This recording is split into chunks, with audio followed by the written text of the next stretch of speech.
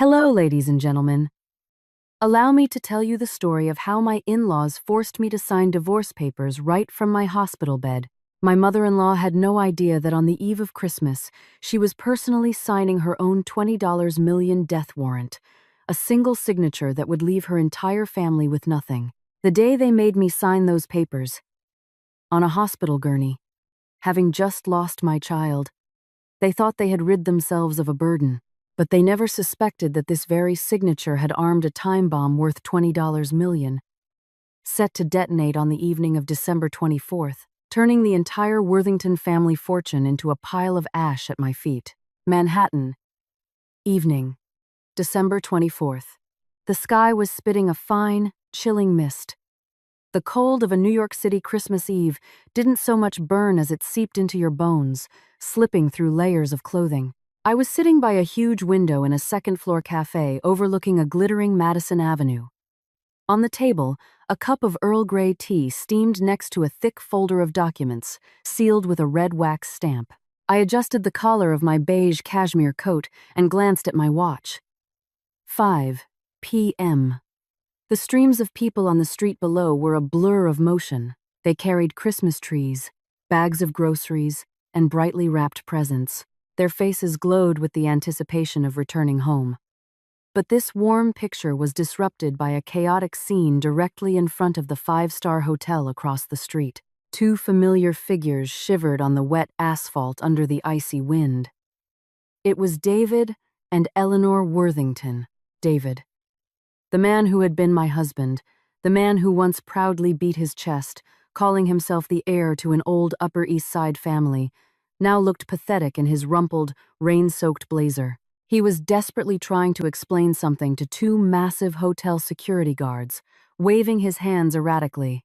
And Eleanor, my imperious mother-in-law, who once commanded thunder and lightning with a glance, now huddled behind her son. Her elaborate coiffure had collapsed into sad, plastered strands on her forehead, and her hands nervously clutched a worn designer handbag. I took a sip of tea. Its sharp, bergamot taste on the tip of my tongue slowly gave way to a sweet aftertaste. A polite waiter approached me and, leaning in, quietly informed me that my car was waiting at the rear entrance. I nodded, gave a soft smile, and stood up. I walked out onto the small balcony, letting the cold wind hit my face. From this angle, I could clearly see the desperation in their eyes. The hotel guards were gesturing firmly toward the street. David stumbled back, tripped on the curb, and nearly fell. Eleanor swayed, seemingly pleading and weeping. They had just been thrown out of their last refuge penniless, homeless, and most importantly, without the face they could show in society. I remembered myself, just over a month ago, on a similarly rainy and bone-chilling December day. Back then, I was the one who staggered out of the Worthington brownstone gates, empty-handed and with a shattered soul. At that moment, Eleanor had stood on the high stoop, looking down on me with the disdain one reserves for a stray cat being tossed out. She had said that a woman incapable of producing an heir and preserving wealth deserved nothing but the street. Life, truly, is an ironic circle. I picked up the folder of documents, running my finger along the line. Deed of transfer for real property. Just notarized, in black and white. The new owner of the historic brownstone at number 18 on that prestigious block was me, Catherine Miller. I descended the staircase, the click of my heels echoing rhythmically on the marble floor. As I stepped outside, a gleaming black Mercedes pulled up to the curb. The driver hurried to open an umbrella over my head. The car's headlights swept across the sidewalk, hitting David and his mother directly in their faces. They squinted from the bright light, and then froze, recognizing me. David's mouth fell open, and he started to move toward me, but a security guard blocked him. Eleanor stared, her eyes looking ready to pop from their sockets with a mixture of astonishment and hatred. I lowered the car window just enough for them to see my face, my makeup flawless, my expression calm and regal. I said nothing, not even a smirk. I simply looked at them with a silence like the surface of an autumn lake, the gaze of a person who has weathered a storm and now surveys the wreckage. The car pulled away, leaving behind two staggering figures in the cold Christmas Eve rain. In my soul, there wasn't the triumphant celebration I had once imagined. Instead, there was a quiet, aching sadness. A sadness for the wasted years of my youth, for what was called marital duty, and for the cruelty people are capable of for money. But that sadness was fleeting, like a gust of wind. I raised the window and leaned back against the soft leather seat. Ahead of me was a new life, a life I would sculpt and color myself. Dependent on no one. Manhattan, late summer. After a downpour, the city was still humid. But inside the deep, tunnel-like brownstone on the Upper East Side, the air was always stuffy and heavy. This home was the pride of the Worthington clan, with a facade facing the bustling avenue where their fine art gallery was located. But behind it hid a completely different world. My workshop was in the farthest part of the house, where sunlight rarely penetrated. It was a room of about 150 square feet, saturated with the smells of chemical solvents, damp clay, and especially heated herbal concoctions. A stranger smelling this would think someone in the house was constantly ill, but in reality, it was a secret method for creating an artificial patina on porcelain. I sat in a thick mask, holding the finest brush, meticulously painting every tiny crack on an 18th century porcelain plate that had been shattered into 3 pieces. This work required incredible patience and golden hands. I used a special adhesive mixed with marble dust to join the fragments. Then, using pigments made from herbs, I camouflaged the seams, turning them into the natural cracks of time craquelure. The heavy oak door swung open, and heavy footsteps broke the silence. David walked in. His face was flushed, and he reeked of alcohol. Though it was only noon, he slammed a black plastic bag onto my workbench, making the desk lamp tremble. "Is it done?" "The client is breathing down my neck." "What's taking you so long?" I frowned slightly but kept my tone calm. "Be careful, David. The adhesive hasn't fully set. It will be ready by evening. Tell the client to wait a little." David grunted, pulled a pack of cigarettes from his pocket, and was about to light one. I quickly stopped him. "Don't smoke in here. There are flammable chemicals. Go outside." He shot me a withering glare but reluctantly turned and left, muttering curses. David was like that in public, a gallant and sophisticated man discussing high art, but at home, coarse and boorish. He only knew how to sell and put on a show, while all the family heirlooms and miraculously restored rarities passed through my hands. I sighed, took off my mask, and wiped the sweat from my brow. My head was aching again. For the past few days, I had felt exhausted and had lost my appetite. I decided to ask Eleanor for permission to see a doctor in the evening.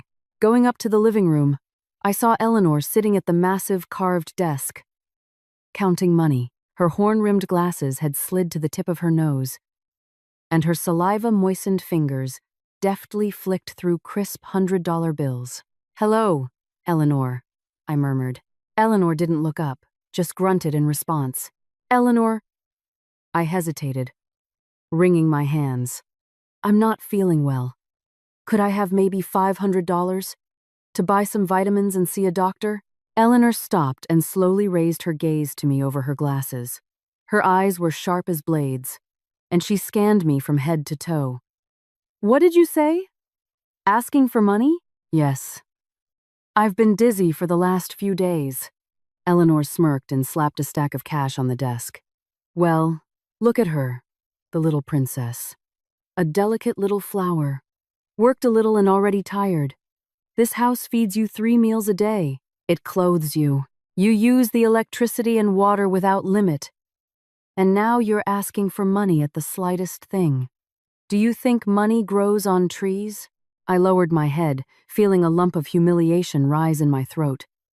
"But the plate I just restored. David said it would sell for $30,000. I'm only asking for $500. Eleanor slammed her fist on the table. Her voice hissed. "You wretched thing. You dare to bargain with me? That $30,000 is David's achievement, his connections, his ability to find clients? Your little paint dabbing isn't worth a dime. You came into this house with nothing. No profession. I gave you a craft. I gave you a roof over your head. That's a blessing for you for 7 generations. A freeloader, and you still make demands. Her words were like needles piercing my pride. I was the chief restorer in this house. Without me, that pile of shards would have been just trash. But in their eyes, I was merely unpaid help, a breathing machine for making money. Just then, David walked in from the courtyard. Seeing the tense atmosphere, he asked challengingly, "What's going on here? Your wife is demanding payment for her labor." Eleanor whined, exaggerating. "Says I'm exploiting her. Look at her. Teach her some sense." David turned to me with an icy gaze. Hysterical again. Everything was fine. I just asked for money for a doctor. I tried to hold back my tears. "What doctor?" "You're making things up.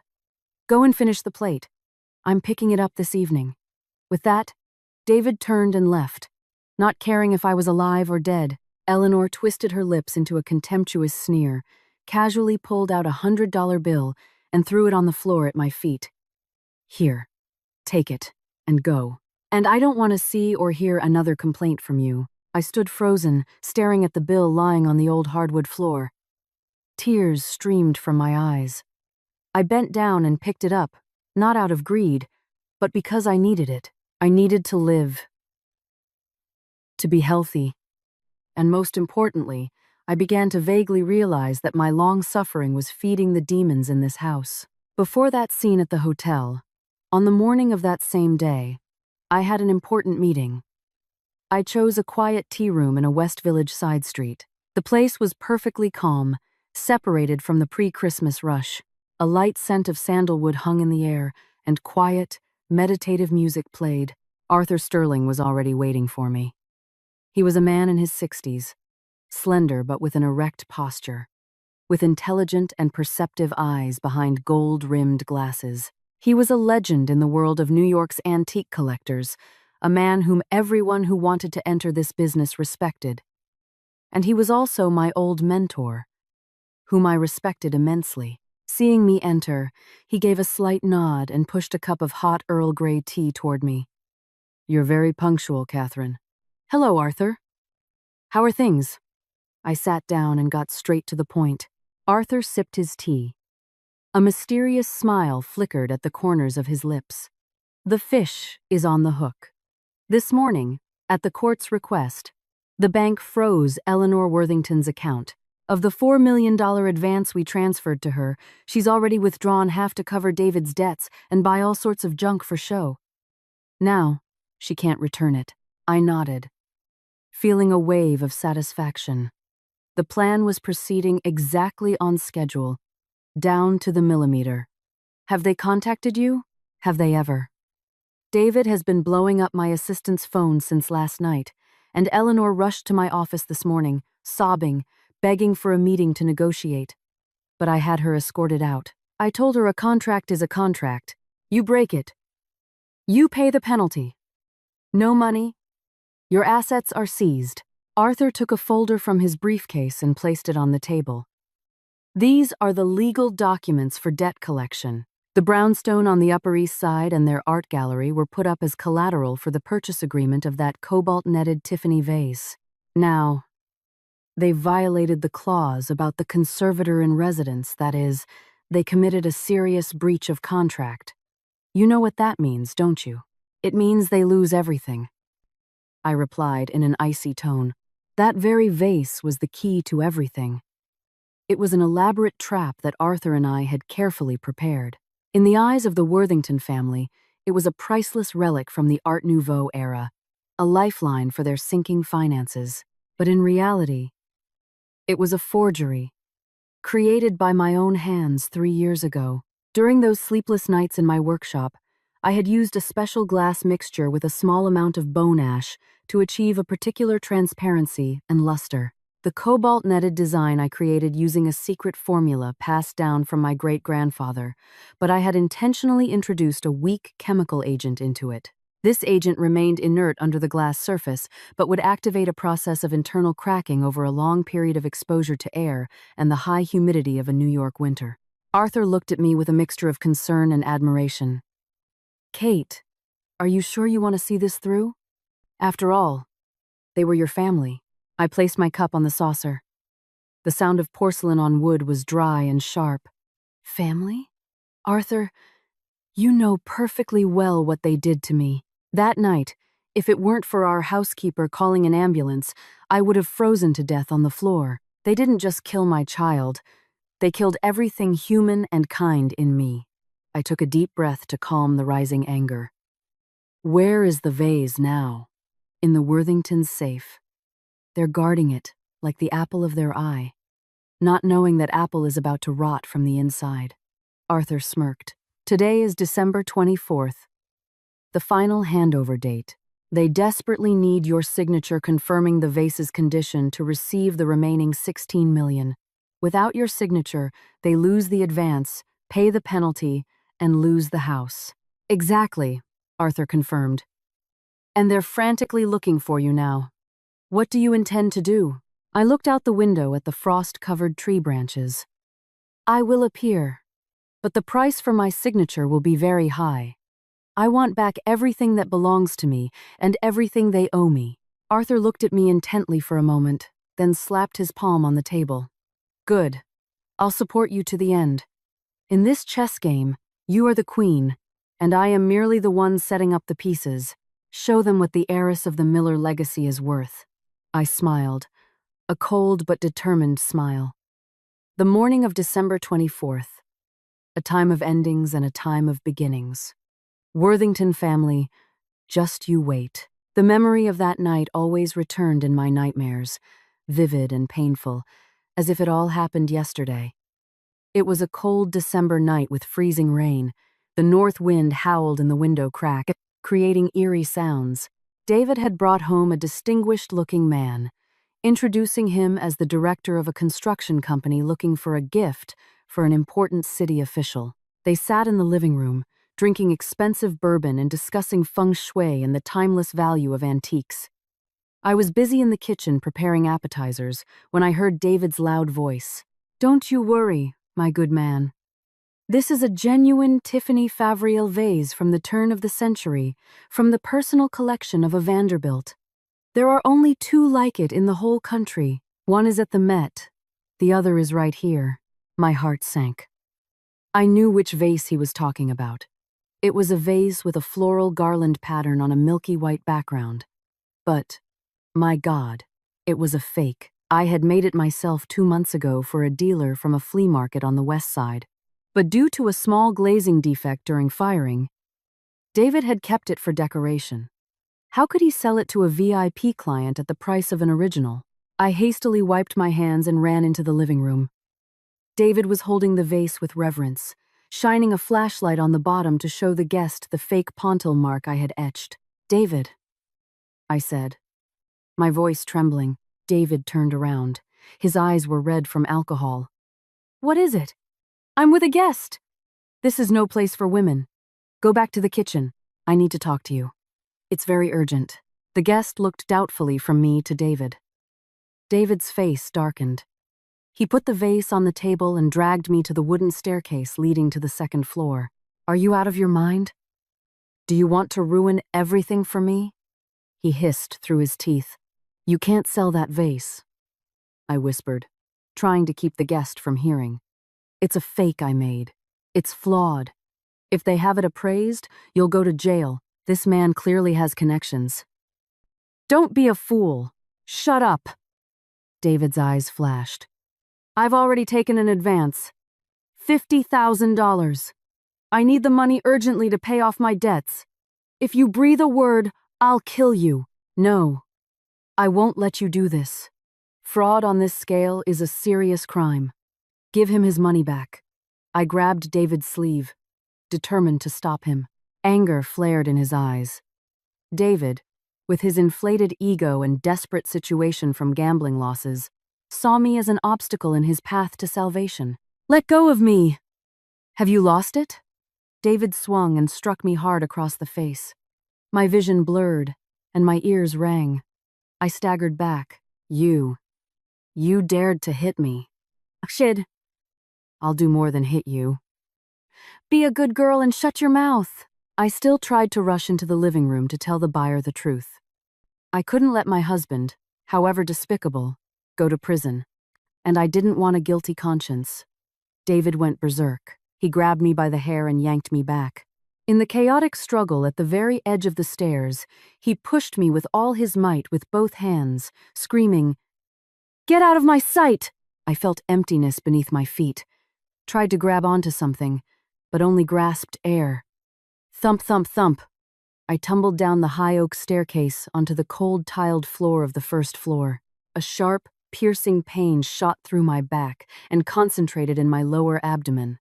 I lay sprawled on the floor, my eyes unfocused. I tried to lift my head but couldn't.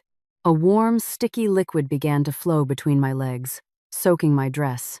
Blood. Bright red blood was spreading across the gray-green tiles. At the top of the stairs, David froze for a second. He looked down at me, his face turning white, but then the guest's voice came from the living room.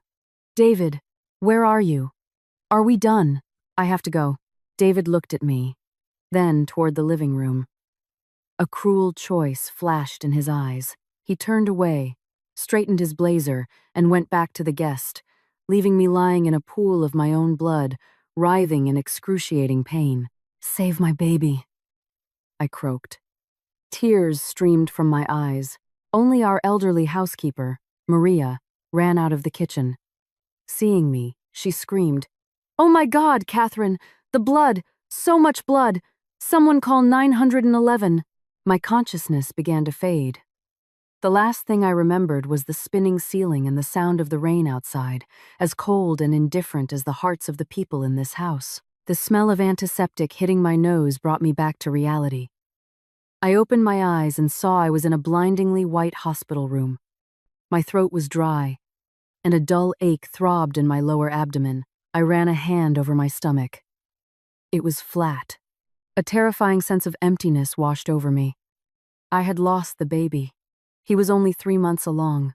I hadn't even had a chance to give him a name, to see him. The room door opened. I hoped to see David, or at least a shadow of remorse on his face. But no. Eleanor walked in. She was elegantly dressed. A Hermes bag in her hand, but her face was devoid of emotion. She pulled a chair up and sat next to my bed. Not a word about my health. Not a word of comfort. She placed a sheet of paper on the bedside table. "You're awake. Since you're awake, sign this." I glanced at the paper. "A petition for divorce by mutual consent," and below it, a handwritten waiver.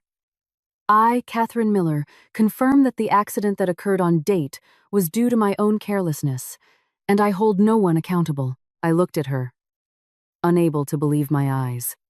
"Eleanor, I just lost your grandchild." Eleanor's lips curled. Her voice was sharp as a razor. "Grandchild? Who knows if it was even my grandchild? In any case, it doesn't matter anymore. What matters is that you don't get in David's way. He has several major deals coming up, and he doesn't need legal troubles or rumors about him beating his wife." "What are you saying?" He pushed me. "He killed my child," I sobbed. "Be quiet," Eleanor hissed. Quiet but commanding. "Do you have proof? I had the security footage in the house erased. If you start screaming now, who's going to believe you? Everyone will say you were just clumsy and fell yourself." She pushed the divorce petition toward me. "Sign it. If you sign, our family will cover all your hospital bills and give you $500,000 for your recovery. If not, you're on your own. Our home will no longer shelter a troublemaker like you." "I won't sign." "You're monsters!" I screamed, gathering all my weak strength. Eleanor stood up, looking at me with a mix of pity and contempt. "You'd better be sensible, Catherine. By the way, that girl, Crystal, David's girlfriend? She's pregnant, with a boy. The ultrasound confirmed it. He looks just like David. If you stay in that house, you'll just be an eyesore. Let us go, and it will be easier for everyone." The news was like a thunderclap. Crystal, that girl from the nightclub David frequented. So they had been together for a long time, and now she was pregnant. My child had died to make way for her child, The unbearable pain was replaced by a frightening emptiness. I looked at Eleanor, at the divorce petition, then out the hospital window, where the bare tree branches swayed in the winter wind. In that moment, the old me, the submissive and patient Kate, died along with my unborn child. From the ashes, a flame of revenge began to ignite. Cold and merciless. "Fine. I'll sign," I said in a dry, lifeless voice. Eleanor was surprised by the quick change in mood, but then smiled smugly. "Now that's sensible." I took the pen. My hand was trembling, but the signature was firm and resolute. However, while Eleanor wasn't looking, I managed to secretly take a photo of the forced waiver with my phone and record our entire conversation on my phone's voice recorder. "I've signed the papers," I told her. "The hospital bills and the $500,000, transfer them to my account right now. And from this moment on, everything between me and the Worthington family is over." Eleanor took the papers and lifted her chin. "Rest assured, our family has enough pocket change for you." She turned and left without a single backward glance. I lay back on the pillow and pulled the blanket over my head. In the darkness, I bit my lip until it bled to keep from screaming. I swore to the spirit of my child that I would make them pay for every drop of blood, for every tear pay a price that would be dearer than their own lives. My path of vengeance began at that very moment. A week after my discharge, I moved out of the miserable rental apartment I had found in a hurry. I needed space to breathe, and more importantly, to meet the person who would help me turn the tables. The west bank of the Hudson River. A windy day. The water was a leaden gray, the waves lazily crashing against the granite embankment. I chose a deserted cafe hidden behind trees in a park. I sat there, having ordered a hot chocolate, and hugged the mug with both hands, seeking a little warmth. My body was still weak from the miscarriage and the fall, but my mind was clearer than ever, a clarity born from extreme pain. 15 minutes later, a black car stopped at the cafe entrance. Arthur Sterling walked in. He wore a long overcoat and a fedora, looking like a gentleman from old New York photographs. He looked around and headed straight for my table. I stood to greet him. "Hello, Arthur." Arthur gestured for me to sit. A shadow of sympathy crossed his face when he saw my haggard appearance. "Sit down, Catherine. You're just out of the hospital. Why aren't you resting?" "I have no more time for rest," I replied in a hoarse but firm voice. "I need your help, and in return, I will help you collect, with interest, that old debt of honor that the Worthington family owes you."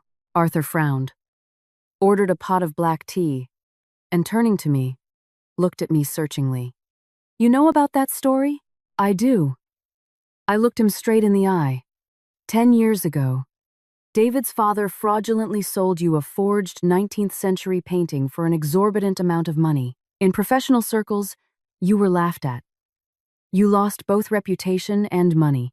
You've been waiting all this time for a chance to teach the Worthingtons a lesson, haven't you? Arthur was silent for a moment, then let out a dry, short laugh that echoed through the quiet room. "You're a sharp one, girl. I thought all you knew was how to play with clay. Yes, I hate the Worthingtons to my core, but old man Worthington is dead. All that's left is Eleanor and that fool David. They're already on their last legs. Why should I dirty my hands? They're on their last legs, but they're not dead yet." I clenched my fists so tightly my nails dug into my palms. I want them to be left with nothing, to experience what betrayal feels like, what it's like to be thrown out onto the street like a mangy dog. "I have a plan, but I need you to play the role of a generous buyer." I began to lay out my plan.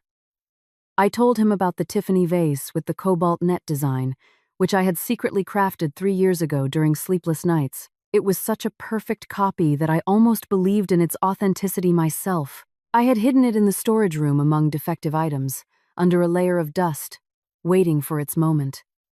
"I can turn it into a national treasure in their eyes, and I know how to turn it into a pile of shards at the most crucial moment," I said in a chilling voice.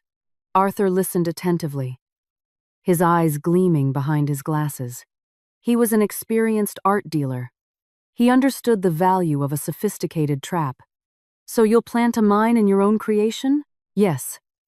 I'll use a delayed fracture technique. I'll introduce a very weak chemical agent, derived from a specific mineral extract, into the glass mixture. After firing, it remains inert under the glossy surface. But with exposure to humid air and bright light over the course of a month, the agent will begin to break down the glass structure from within, creating spreading cracks. On the 50th day, the vase will shatter on its own, as if it were broken without any external impact. Arthur shuddered. He looked at me as if I were some unknown creature. Where did you learn this? In my great-grandfather's journal. He called it the tears of glass. Glass can weep too, Arthur. Arthur fell into thought. There was a risk, but the reward of acquiring the Worthingtons' assets and avenging an old grudge was too great. Moreover, he saw in my eyes the raging fire of revenge, a fire capable of burning everything, including the one carrying the torch. All right, I'll play this game with you. Arthur nodded decisively. I'll send my man to David. But you have to be sure of one thing. You'll have to go back to that house. I know, I nodded, swallowing a bitter lump. I'll have to go back to activate the trap.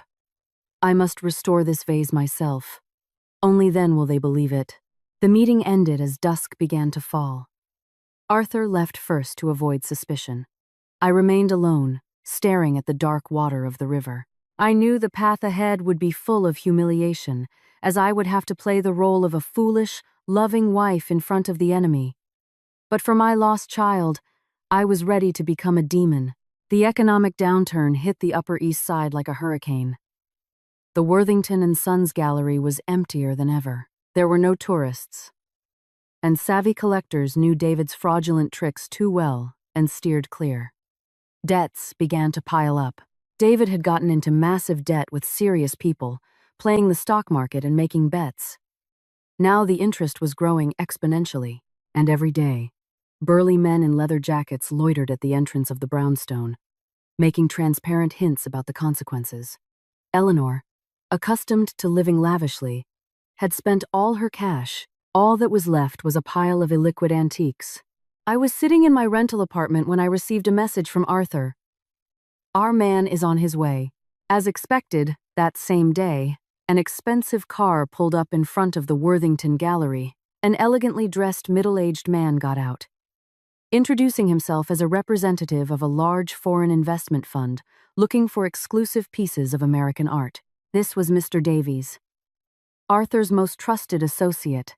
I wasn't there, but thanks to a hidden camera I installed during my subsequent return to restore the vase, I saw everything. David's eyes lit up like car headlights when he saw Davies's business card with gold embossing. He fussily offered coffee, ordered his staff to bring out the best they had. Here, Mr. Davies, this is a 19th century bronze sculpture, and this is a Hudson River School painting, David rattled on. Mr. Davies just glanced at the items and shook his head in disappointment. This is all too trivial. My boss needs unique, museum-quality pieces. Money is no object. The main thing is authenticity and exclusivity. Eleanor, sitting nearby, fidgeted upon hearing the phrase, money is no object. She kicked David under the table. We have many valuable items in our vault. Perhaps I can have my son bring them for you? Mr. Davies sipped his coffee and said slowly, I've heard that the Worthington family possesses a unique Tiffany Favriel glass vase from the Art Nouveau era.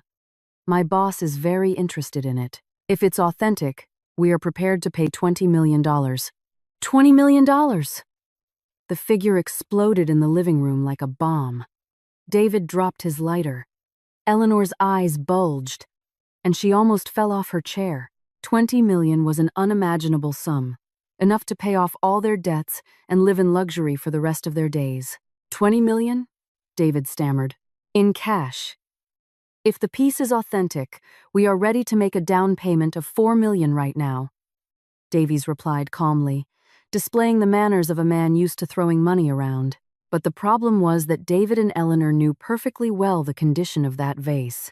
It was the same fake I had made 3 years ago, which David had rejected for not looking authentic enough and had thrown in a storage closet where it was later dropped and a large chunk of the rim was broken off. Now it was just a useless pile of shards.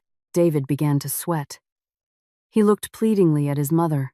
Eleanor swallowed and, trying to maintain her composure, said, "This vase is indeed the main relic of our family, but it is currently in special storage in a safe, and it's not so easy to get it out." "No problem," Davies stood up. "I'll give you time to prepare. I'll be back in a month to inspect it. If it lives up to the rumors, the money will be transferred immediately. But remember, my boss is very demanding. The piece must be in perfect condition, without a single flaw."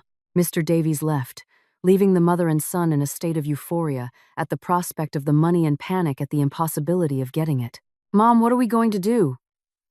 "The vase is broken." David tore at his hair. Eleanor paced the room, her face wrinkled in deep thought. "Then we have to restore it. This is 20 million, son. Even if we sold this brownstone, we wouldn't get a third of that amount. We need to find a restorer urgently. But who from the outside can do it at that level? And if it becomes known that it's a fake, we're finished," David objected. They both fell silent. They simultaneously thought of the same person. The only person with golden hands capable of turning shards into treasures and knowing the secrets of creating antique glass.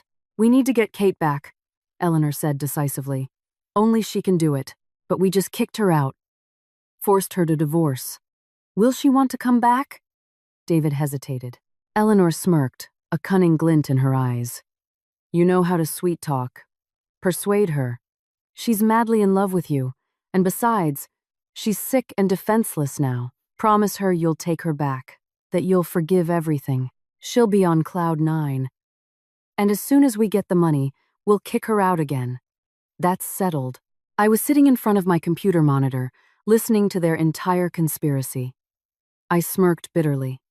Just as Arthur had said, greed would lead them right into the trap. The fish had taken the bait. It was time to set the hook.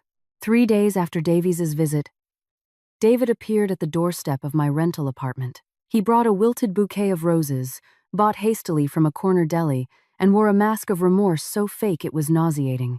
I opened the door, feigning a mix of surprise and fear, the role of a wife who has survived abuse, but still harbors feelings. "David, what are you doing here?"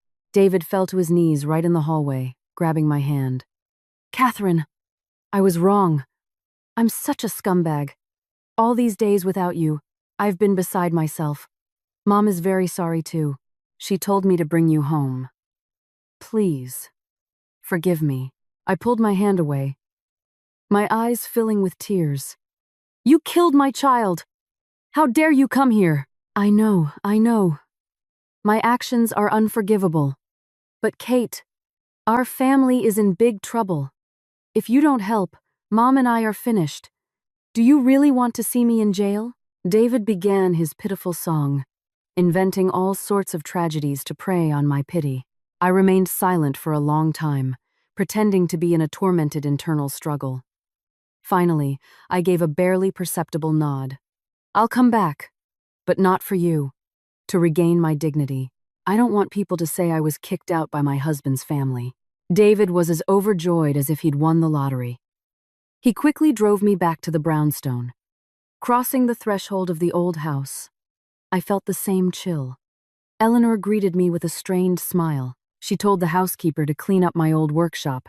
Not a word of apology about the child, not a single question about my health. They were only interested in my hands. That evening, David brought the fragments of the vase to my workshop. "Look, can you save it?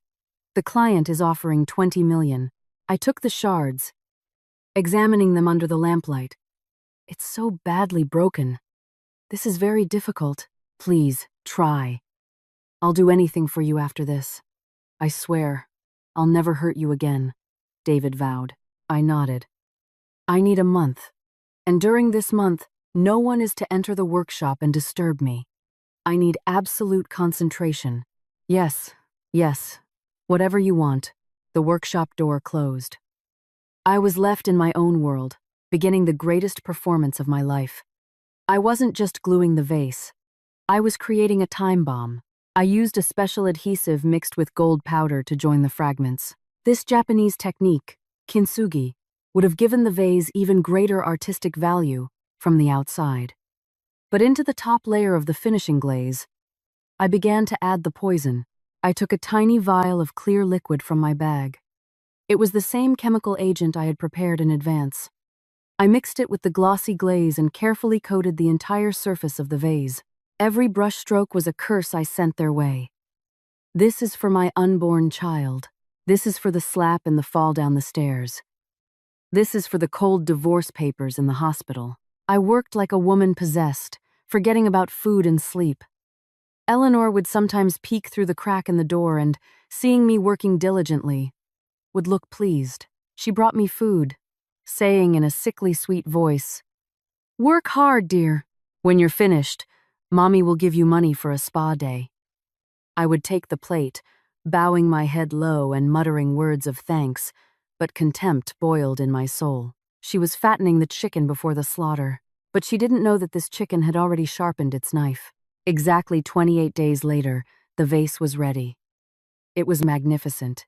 The deep blue of the cobalt, like the ocean, the brilliant glaze without a single flaw. No one could see the microscopic fractures that were already secretly forming beneath the surface.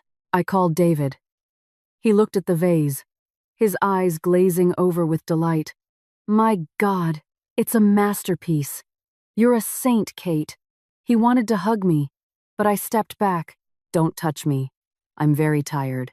Yes, of course. Rest. I'll call the buyer and have him come inspect the work. I watched David's retreating back as he carried the vase upstairs in triumph. The most difficult part of the performance was over. Now it was time to tighten the noose. The contract signing took place in the Worthingtons' living room. Mr. Davies arrived with a lawyer and 2 security guards. The atmosphere was formal and tense. David and Eleanor, dressed to the nines, sat with an air of self-importance. The vase stood in a glass case in the middle of the table, gleaming under the chandelier light. Mr. Davies put on white gloves and began to meticulously inspect the vase with a special magnifying glass. David's heart pounded. Sweat beaded on his forehead. I stood in the corner, arms crossed, with a falsely anxious expression. After a 5-minute inspection, Davies removed the loupe and nodded. "Excellent quality. Natural craquelure, old glass, exquisite design. My boss will be very pleased." David breathed a sigh of relief. Eleanor beamed, revealing her porcelain veneers. "I told you, we only have the best in all of New York." The lawyer produced a thick folder with the contract. "This is the purchase and sale agreement. Total price, $20 million. An advance of $4 million upon signing. The remaining balance upon transfer of the item on December 24th. David grabbed a pen, ready to sign immediately. The money was already dancing before his eyes, but the lawyer stopped him. "One moment. We have one important additional condition. Please read Clause 8 carefully." David frowned and read aloud. Clause 8. To ensure the integrity and value of the object, the seller undertakes to provide continuous supervision at the object's storage location from the moment of signing this agreement until its transfer, and to retain the personnel performing such supervision as declared to the buyer. The buyer will accept the object only upon presentation of a transfer certificate signed by the designated specialist conservator, confirming its proper condition on the day of transfer.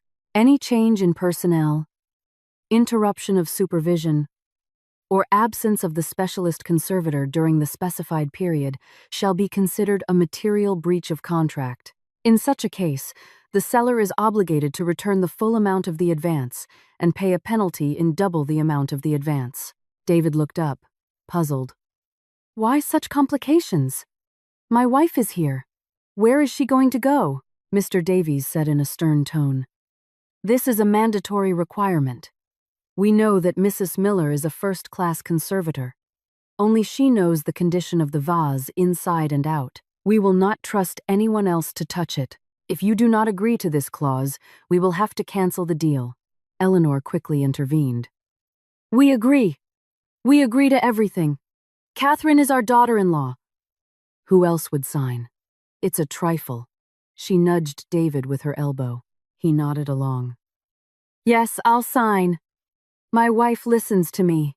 He shot me a commanding look. I walked to the table and, lowering my head, said, "Yes, I will do whatever my mother-in-law and my husband say." David signed the contract with a flourish. Eleanor added her signature as a witness. Finally, I took the pen. The moment its tip touched the paper, I felt I was signing the death warrant for their greed. The contract was sealed. A notification sound chimed on a phone. $4 million had been deposited into Eleanor's account. She grabbed her phone and started kissing the screen. David was shaking Davies's hand, laughing like a madman. They had forgotten that Clause 8 was the handcuffs that had just snapped shut on their wrists. They were too confident that I was the submissive daughter-in-law, the loyal wife, the freeloader who wouldn't dare leave this house. They didn't know I was just waiting for the right moment to spring this trap on their heads. Mr. Davies gave me a discreet wink and left. I smiled. A rare, genuine smile for the first time in days. December 23rd. New York City was buzzing with pre-Christmas energy. People were buying gifts, trees, and food for the holiday feast. The Worthington house was also preparing for a lavish dinner. Eleanor was in a wonderful mood. With $4 million in her pocket, she had already paid off some debts, bought new clothes, and updated the gallery's interior. I was busy in the kitchen when the doorbell rang. The housekeeper opened it and immediately ran back, breathless. "Mrs. Worthington, there's some pregnant girl here for Mr. David." I froze. Crystal. I went up to the living room. Crystal was in a tight dress that emphasized her large belly, bright makeup, a thick cloud of perfume that overpowered the scent of frankincense from the icons. David stood beside her, embarrassed but not hiding his joy at the sight of her belly. "Hello, Mrs. Worthington," Crystal cooed. "I'm Crystal, David's girlfriend. I've brought your heir to meet you." Eleanor's eyes lit up at the sight of the belly. More than anything in the world, she wanted a grandson, a continuer of the family line. I, the barren daughter-in-law who had just lost a child, according to her, became completely redundant at that moment. Oh my goodness, what a joy! "Come in, dear, come in." Eleanor carefully seated Crystal on the sofa, in the spot where I was never allowed to sit. I stood in the middle of the living room like a statue, still holding a ladle. "Eleanor, who is this?" Eleanor turned sharply.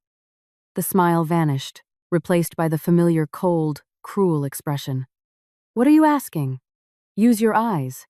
This is the mother of my grandson, the heir to the Worthington name, but I am still David's legal wife." "Legal?" David shrieked. "You signed the divorce papers. I just haven't filed them yet. Now our family will have happiness, an heir. Know your place and get out of here." I looked at David, then at Eleanor. "Mom, David, are you seriously kicking me out right before Christmas? What about the contract? Have you forgotten about Clause 8? Eleanor sneered contemptuously. "Trying to scare me? The contract says your signature is needed on the day of transfer. There's still a week until the 24th. Get out of my sight. I'll call you on the 24th. You'll sign, and that'll be the end of it. We can even forge your signature in the supervision log. We'll even give you a few $100,000 for your trouble. You'd do anything for money. I know you inside and out." "Exactly," Crystal chimed in, with a cloying voice. "You'd better leave so our family can be reunited. Your presence here makes everyone tense. It's bad for my baby." David came up to me, snatched the ladle from my hands, and threw it on the floor with a crash. "Did you hear? Pack your things and leave immediately. Don't make me use force." They thought I was still the same weak, lovesick, and money-hungry Kate. They thought if they dangled a little money, I would come running like a puppy. What arrogance! I looked at each of their faces. I didn't cry. My tears had dried up that night in the hospital. "Fine, I'll go. But remember this day. You yourselves kicked me out." I went up to my room and packed a few clothes into an old suitcase. I took nothing of value, only the ultrasound picture of my deceased child. When I came downstairs with the suitcase, their whole family was already sitting at the table, laughing and chatting merrily. David was serving food to Crystal, and Eleanor was fondly stroking her belly. No one even glanced my way. I walked out the door. The freezing rain was still falling. The wind hit my face, but I didn't feel cold. A fire of hatred burned in my soul. They themselves were letting doom into their own house, unknowingly, and I was leaving to deliver the final, decisive blow. The taxi I had called was already waiting. I turned back one last time to look at the brownstone at number 18. The heavy door slammed shut behind me, severing all ties, all feelings. Goodbye. See you on the day of your ruin, I whispered to the wind and got into the car, which disappeared into the white veil of the New York snowstorm. Clause 8 was officially breached. The trap had snapped shut. December 28th. The Christmas spirit filled the streets of New York. The smell of pine, gingerbread, and holiday baking hung in the air. But in the brownstone at number 18, the atmosphere was as heavy as lead. Eleanor sat at her carved desk, puffing on an e-cigarette. Since she had kicked me out, she had been celebrating, thinking she had gotten rid of a thorn in her side and was about to receive the remaining $16 million. David sat with his legs crossed, browsing new car models on his phone. Crystal was sprawled on the sofa, eating pickles and watching a comedy show. Her loud laughter was grating. Suddenly, a motorcycle screeched to a halt at the door. A courier in uniform entered, holding a thick envelope marked urgent and stamped with a law firm's seal. Delivery for Eleanor Worthington, registered mail. Eleanor frowned and nodded for David to take it. David signed for it and immediately tore open the envelope. He pulled out a stack of papers and scanned the first few lines. His face changed instantly. From flushed, it went to pale, then ashen gray. His hands trembled so much the paper rustled. "What is it? Property deeds?" Eleanor asked impatiently. Mom, it's over," David stammered in a hoarse voice. "The buyer, Mr. Davies, is suing us." "Suing? For what? We got the advance. The item is here. What for?" David swallowed and handed the paper to his mother, pointing to a line in bold font. "Based on Clause 8 of Purchase Agreement. No, 1 KP. It has been established by the buyer that on December 23rd, the seller unilaterally terminated the right of residence and work of the specialist conservator Catherine Miller. This action constitutes a gross violation of the obligations for supervision and preservation of the object of the agreement." Eleanor snatched the paper, put on her glasses, and devoured the text. The further she read, the more her eyes bulged. In light of the foregoing, the buyer hereby declares the termination of the agreement and demands from the seller the return of the advance in the amount of $4 million, as well as the payment of a penalty in double the amount of the advance, which amounts to $8 million. The total amount payable is $12 million within 24 hours of receipt of this notice. Eleanor let out a wild scream, dropping her e-cigarette. 12 million? Return 4? And an 8 million penalty? They're insane. That's not all, Mom. David pointed to the end of the document. We have already filed with the court and the bank for injunctive measures. All financial operations of Eleanor Worthington will be suspended pending the resolution of the dispute. As if to confirm his words, Eleanor's phone pinged. A message from the bank. Your account has been temporarily frozen by court order. Eleanor's legs gave way, and she collapsed onto the sofa. She had already spent $2 million of the advance on David's debts, shopping, and had given some to Crystal for the future. Now there was less than $2 million left in the account. Where would she get $12 million to pay it back? Hearing this, Crystal jumped up, her face drained of color. What? What about my money? And the jewelry we bought? Eleanor turned to her, her eyes shooting daggers. Money? What money? Shut up! You're the one who talked me into kicking that bitch out. I told you we should have waited until the 24th. Wait a minute. You're the owner. You made the decision. Why are you blaming me? When you kicked her out, you were glowing with happiness. Crystal shot back. You dare talk back to me?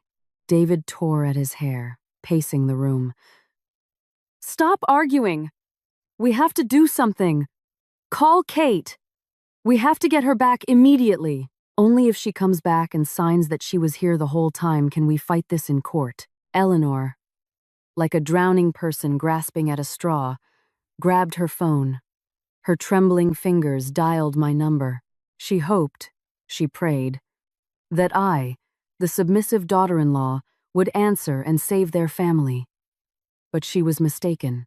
On the other end, there were only long, cold rings, as cold and final as the way they had thrown my belongings onto the street 5 days ago. I was sitting in a chic nail salon on Fifth Avenue. Quiet music played, and the air smelled of lemongrass. The manicurist was carefully shaping my nails, occasionally complimenting their shape and saying how a cherry red polish would suit me. My phone lay face down on the glass table in silent mode, but the screen kept lighting up, signaling a barrage of calls. I glanced at it. Ex-husband, 5 missed calls. Mother-in-law, 12 missed calls. And a bunch of messages from unknown numbers, probably from Crystal or relatives they had mobilized to find me. I took a sip of chamomile tea. The corners of my lips twitched into a smirk. I could vividly imagine the chaos reigning in their house right now. Eleanor was probably screaming, David was breaking dishes, and Crystal was already planning her escape. I picked up the phone and opened the messages, not out of curiosity, but to savor their fear. Message from David. Kate, please answer. It's a matter of life and death for the whole family. Where are you? I'll come get you. Message from Eleanor. Dearest, I know I was wrong. I said it in the heat of the moment. Please come back. I'll set the table. I'll apologize. I'll do anything you want. Just come back and sign the paper. When I didn't reply, the tone changed. David, don't you understand the easy way? You think you can hide forever? If you don't come back, I'll report you to the police as a fraud. Eleanor. You bitch. You set this trap, didn't you? If you don't come back, don't blame me for being cruel. I'll find your parents and make their lives hell. I laughed out loud. Threats. They still thought they were in a position of power. My parents had been dead for years. I had no one left they could bother. The more they threatened, the clearer it became that they were cornered. The manicurist looked up at me, surprised. Something funny? Oh, yes. Just watching a comedy show. The actors are great, but the script is a bit weak. I texted Arthur. The fish is thrashing on the hook. They're blowing up my phone. He replied instantly. Pay no attention. Today is their day of fear. Tomorrow is the day of execution. I turned off my phone and tossed it in my bag. I admired my freshly painted nails, bright, cherry red, bold and regal. The color of blood, the color of rebirth, and the color of sweet revenge. The evening of December 28th, people were rushing home to their families, and I was enjoying my free solitude. I was in no hurry. I would let them endure the longest night of their lives. A sleepless night in fear of losing everything and ending up behind bars. My silence was the most sophisticated torture for them. December 29th. The Upper East Side was packed with people buying last-minute decorations and gifts. Amidst this bustle, a crowd of onlookers gathered in front of the Worthington and Sons Gallery. News that the family was in trouble. Their accounts frozen, and their property under seizure had reached the ears of their criminal creditors faster than vultures flock to a carcass. 3 black-tinted SUVs blocked the entrance. A group of burly men in leather jackets, carrying baseball bats, burst inside. Where's Eleanor? Where's David? Get out here! Their leader roared. A man with a scar across his face. Inside, David and Eleanor cowered behind the counter. The metal security gate on the door was halfway down, but the thugs easily broke it. Guys, calm down. I'll pay you everything after the holidays, David stammered, stepping forward. After the holidays? I hear you're bankrupt. The bank seized everything. If I don't get my money now, what will I get later? Trash everything, boys. At their leader's command, his henchmen started smashing everything in sight. The sounds of shattering porcelain and glass filled the gallery. Vases, plates, statues, everything was thrown to the floor and smashed to pieces. Eleanor wailed. My God, don't! That's antique! It's all money! What antique? No money. I'll take it in goods. One of the men tore an antique grandfather clock from the wall and smashed it on the floor. The scene was terrifying. Crystal, hiding on the second floor, saw this from the window and went cold with fear. She quickly swept all the jewelry and cash from David's personal safe into her bag and slipped out the back door. In such a crisis, it was every woman for herself. Just as the thugs were about to break into the storeroom, police sirens wailed. A patrol car from the local precinct arrived. NYPD! Everybody freeze! Seeing the police, the thugs dropped their bats and tried to act like casual passers-by. It took the police considerable effort to disperse the crowd and file a report. When everything quieted down, the brownstone looked like a battlefield. Eleanor sat on the floor amidst the shards, disheveled, weeping silently. David sat with his head in his hands, in complete despair. It's all lost, Mom. The loan shark said, if I don't have $1 million by tomorrow, they'll skin me alive. And that Davies guy is demanding $12 million. Where are we going to get almost $15 million? Eleanor raised her head. Her bloodshot eyes were empty. There's only one way out. Hand over the vase. If we hand over the vase, we'll get the remaining $16 million clear from Davies. With that money, we can pay off the thugs and save our lives. But to get the money, we need Kate's signature, David roared. And she's vanished into thin air. Eleanor bit her lip until it bled. She struggled to her feet and grabbed her shattered phone. Find her. We have to find her. Hire a private investigator, track her phone, whatever it takes. Even if I have to crawl on my knees before her, I will do it. All through the night of December 29th, while the whole country was preparing for Christmas, the Worthington house was shrouded in darkness and fear. They ran to all their acquaintances, called everyone they could to find me. Finally, in the early morning of December 30th, the private investigator David had hired for a huge sum reported. Found her. She's at the cloisters. David and Eleanor looked at each other. A final spark of hope gleamed in their eyes.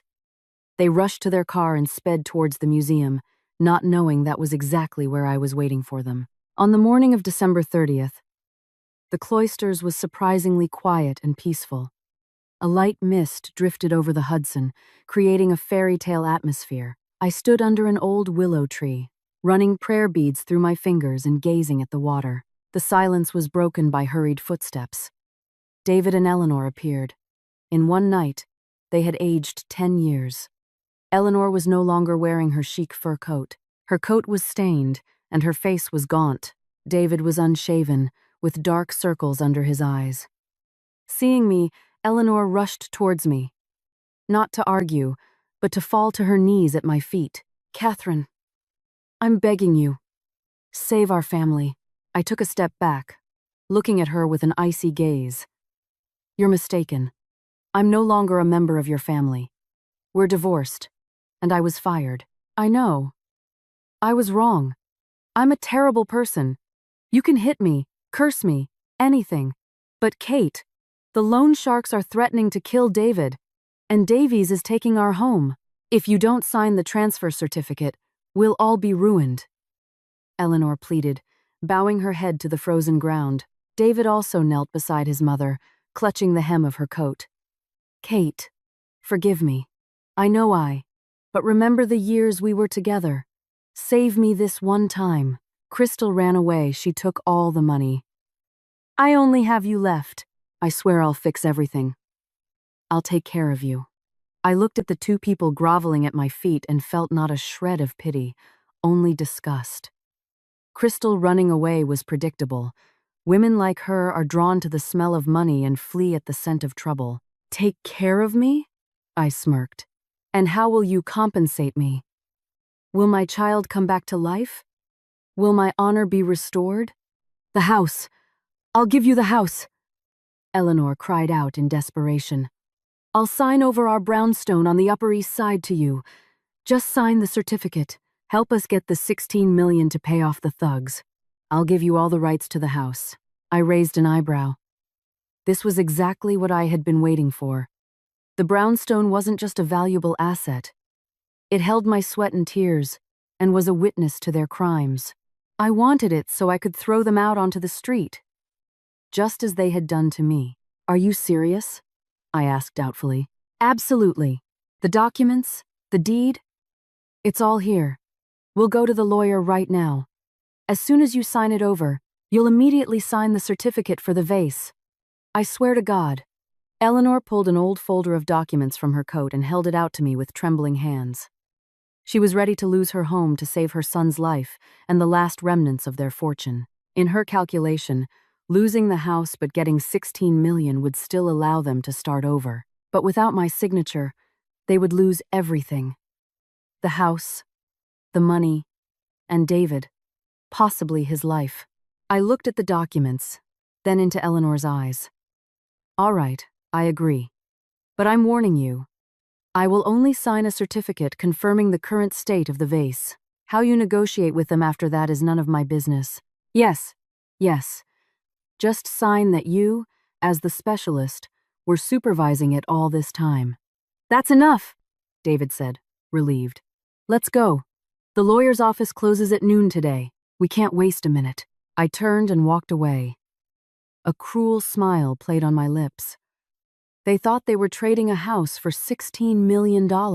They didn't know they were trading a house for a worthless piece of paper and total ruin. The lawyer's office was empty at noon on Christmas Eve. But for a generous fee that Eleanor paid through gritted teeth for the urgency, our documents were processed first. Mr. Davies and his lawyer were already there, at my request. The vase, which David had carefully brought in a shock-proof case, was ceremoniously placed on the table.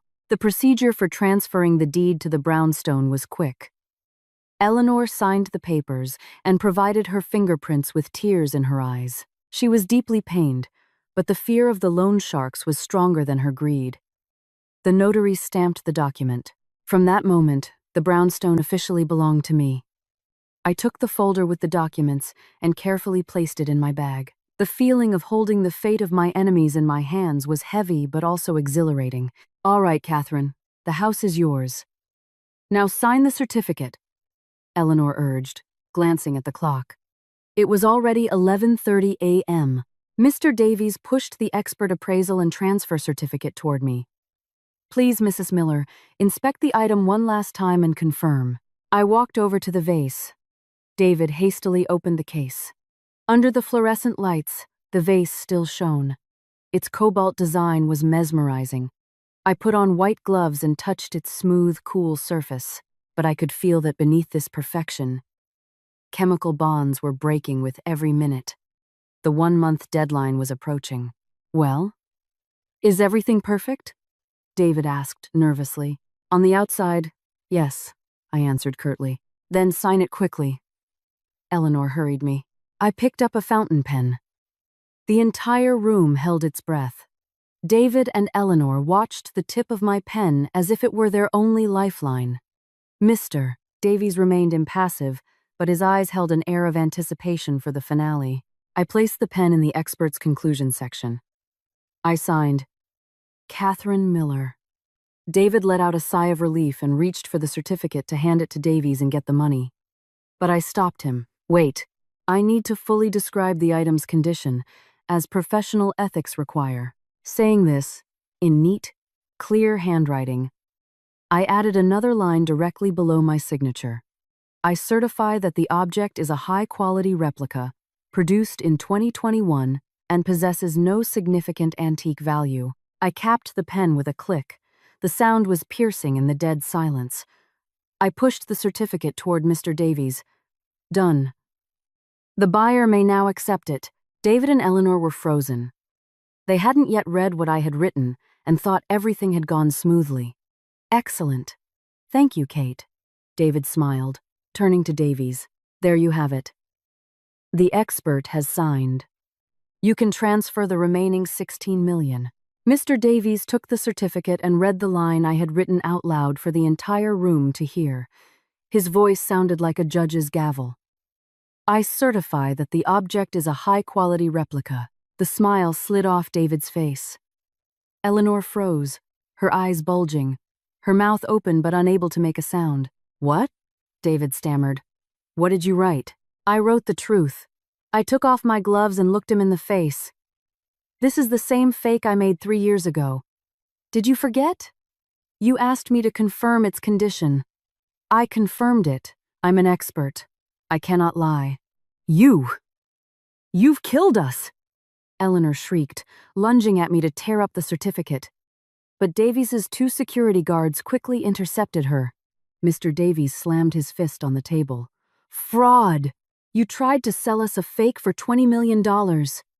And you even had an expert confirm it right in front of my eyes. Do you have no fear of the law? No, that's not it.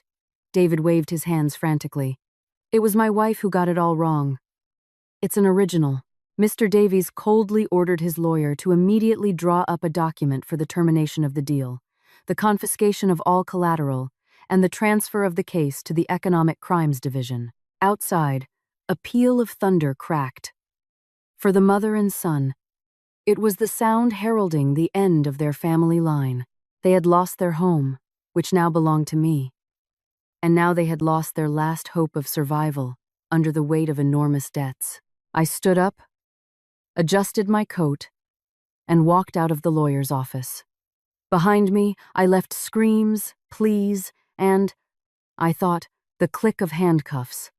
The game was over. Outside the lawyer's office, the rain had started to pour. The cold drops tapped against the glass, but that chill was nothing compared to the storm raging inside. After my and Mr. Davies's statements, a dead silence fell. Before chaos erupted, David stared at the words I had written. His eyes were empty. He understood that this line was not just a confirmation of a fake, but a death sentence for his entire life. Eleanor was the first to recover. She let out a wild, animalistic howl and lunged at me. I'll kill you! You tricked me! Give me back my house! But before she could touch me, the security guards grabbed her. She struggled in their arms, screaming. Her hair came undone, and her makeup ran with her tears, creating ugly streaks on her old face. Mr. Davies stood up, adjusted his blazer, and said in an icy, commanding voice, Calm yourselves. For attempted fraud on this scale, you could be spending Christmas in a holding cell. Those words acted like a bucket of cold water. Eleanor fell silent, her body trembling. David collapsed into a chair, his head in his hands. Mr. Davies, we were wrong. Please forgive us. We'll return the advance. He rasped. You'll return it? Davies smirked. With what? You've spent almost all of the $4 million. The house now belongs to Mrs. Miller. What do you have left? At his signal, the lawyer opened his briefcase. According to the contract, in the event of a breach by the seller, the buyer has the right to confiscate all collateral assets. That includes all the merchandise in your art gallery and the rights to the trademark Worthington and Sons. David's head shot up. You can't. That's our last means of livelihood. What will we live on? That's your problem, Davies replied mercilessly. Right now, my people are sealing your gallery and warehouse. Where are the keys? Hand them over. With a trembling hand, David took a set of keys from his pocket. He hesitated, but under the steely gaze of the guards, he tossed the keys onto the table. The sound of metal on glass was like the crunch of their last hope, and at that moment, a quiet but distinct click came from the vase. All eyes turned to it. On the perfect cobalt surface, a thin, web-like crack appeared, starting from the rim. Click, crack, pop. The sounds grew louder. Under the influence of the temperature change and the agent I had added, the glass began to self-destruct. The vase was covered in a network of cracks, transforming from a masterpiece into a pile of useless shards. Eleanor watched in horror.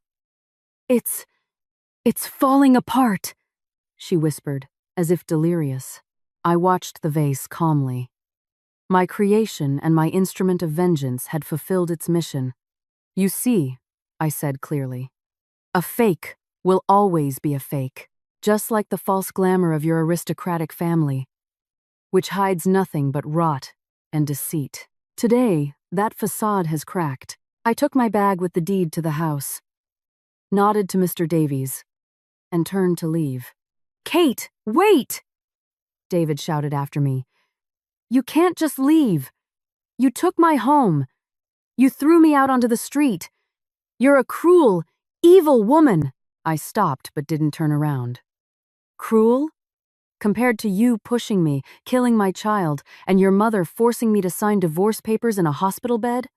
What I did today was mercy. I only took back what belongs to me. This house is payment for my years of labor and for the life of my child. With that, I walked out the door. The rain was still falling outside, but my heart felt light. Behind me, the screams and curses faded. They were left with nothing. No home, no money, massive debts, and loan sharks on their trail. The fall of the House of Worthington was complete and final. Leaving the lawyer's office, I didn't go home. I took a taxi and asked the driver to just drive me along the river. I needed time to let my heart stop pounding. Suddenly, I clearly remembered David's grandfather, Charles Worthington Sr. He was the only person in that family who treated me like his own. He died 3 years ago. On the very day I finished working on that fateful vase, I remembered how, on a gloomy winter day, he had called me into his study, which smelled of old books and frankincense. Catherine, come here, my child. He sat in a wicker chair, his trembling hand resting on an old leather-bound book. You've had a hard time in our house, he said, looking at me with his faded but still wise eyes. I know David is a fool, and his mother is greedy. I'm afraid when I'm gone, there will be no one to protect you. I took his dry, wrinkled hand. Don't say that, Grandpa. You'll be with us for a long time yet. He shook his head and smiled. An old man is like a candle in the wind. I have something for you. He handed me that very book. These are the secrets of glassmaking that have been passed down in our family. I've been writing them down my whole life. I didn't pass them to my son because he passed too soon. And I won't pass them to Eleanor and David because they do not have pure hearts. In their hands, this knowledge will only bring evil. I am giving it to you because you have golden hands and a bright soul. But remember my words. Glass cracks from fire, and a person cracks from love. This is a thankless craft. The beauty of crackler is born from the conflict between the glass and the glaze. So too in a person's life. Only through pain and conflict does one become stronger and more beautiful. I opened the book. On the last page, a special formula was written in red ink. Self-destructing glaze. Grandpa, what is this? It's the last lesson, he said quietly. If one day you can no longer bear the injustice in this house, or if you see greedy people using our ancestral craft for evil, use this. It is a double-edged sword. It can create a beauty that deceives the world, but it can also self-destruct to protect the truth. Remember, sometimes you have to break the vase to find a way out. I didn't understand the full depth of his words then. But after that night when I lost my child, I understood everything. He had foreseen the nature of his descendants and had given me a sword for self-defense. The vase was not just a trap. It was the fulfillment of Charles Worthington Sr.'s will. I used his own secret to teach his descendants a lesson about karma. The taxi stopped in front of the brownstone. The house was quiet, the doors locked. I took out my keys, a new set I had ordered immediately after the paperwork was done. The door opened. I walked in and turned on the light. The inside was a mess from yesterday's raid. But it was my home.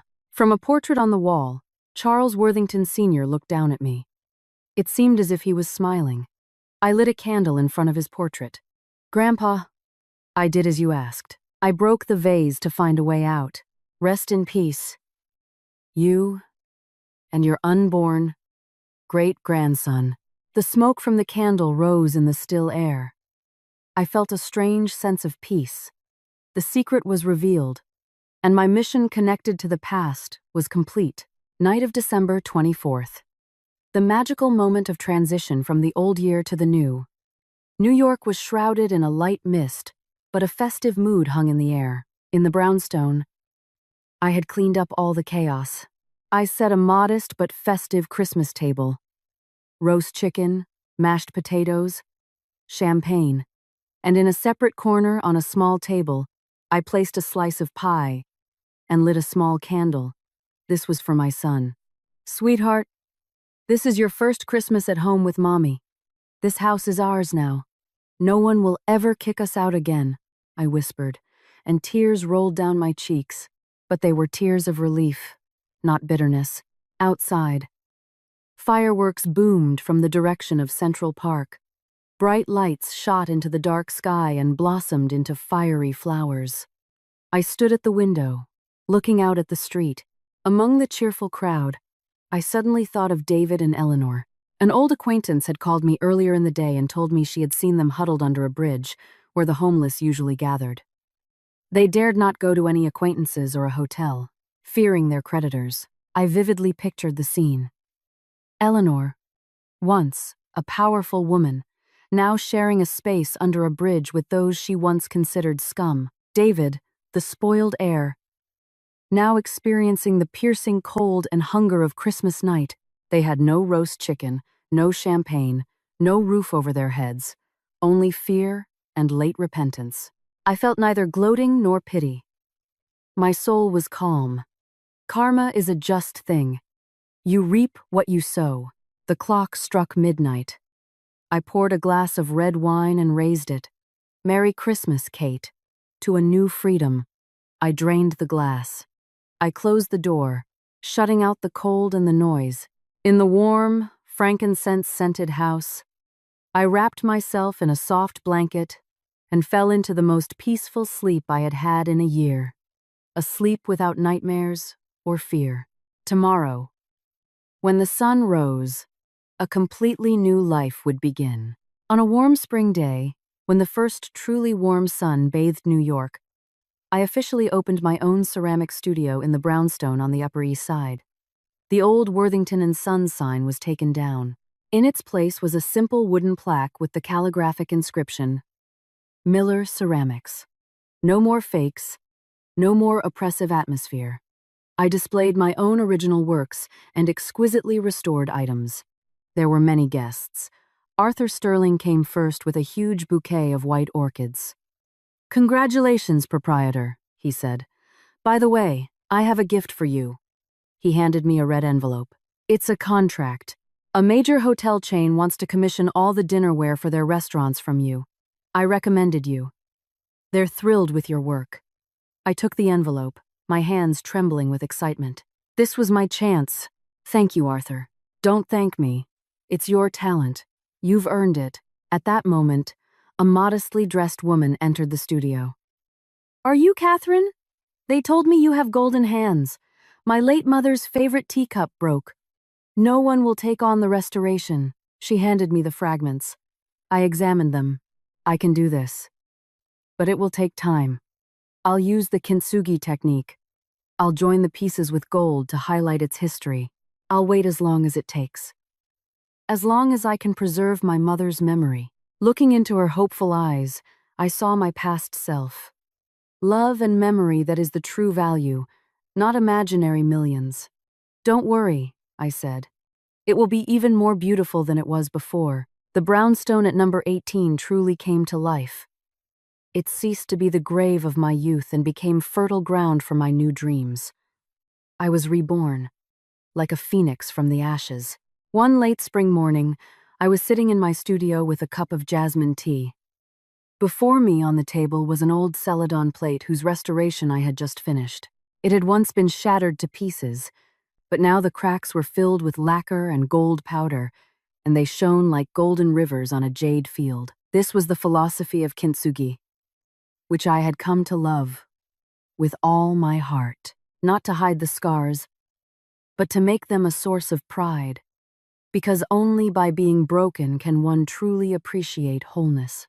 My phone buzzed. A message from Arthur. "Just heard. David was arrested for drug possession, and after a mild stroke, Eleanor was sent to a state-run nursing home. That's it, Catherine. The end." I read the message, and not a single string stirred in my soul. Their fate was predetermined by their own choices. I no longer felt hatred or resentment. They were left in a past I had locked away. I put the phone down and ran my hand over the golden veins on the plate. My life was like this plate. I had been broken, trampled, but in the darkest days, I found my own gold. Resilience, self-respect, and a talent that no one could take from me. I used that gold to heal my life. The scars on my heart had healed and turned into golden patterns, reminding me of my own worth. I was no longer the submissive daughter-in-law. I was Catherine, an artist, a strong and independent woman. Birds chirped outside the window. Spring was in full swing.